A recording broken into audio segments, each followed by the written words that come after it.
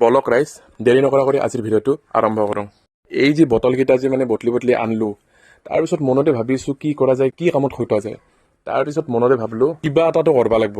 এনেকৈ ভাবি কিনে তাৰপিছত গোটেই মাখান একদম এনে এন কৰি ফেলিলোঁ। আৰু এনে এন কৰাৰ পিছত লাষ্টত মানে আপোনালোকে ভিডিঅ'টো চাব, তেতিয়া গম পোৱা যাব কি কৰোঁ।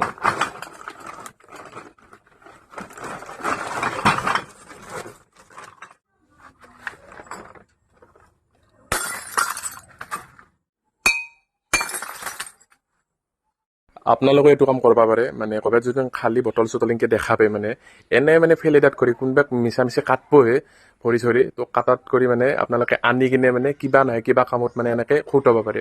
মই বাৰু এনেকৈ মানে ৱালৰ ওপৰত দিয়াৰ কাৰণে মই আনলোঁ। তো আজিৰ ভিডিঅ'টো এইখিনিয়ে, বাই বাই।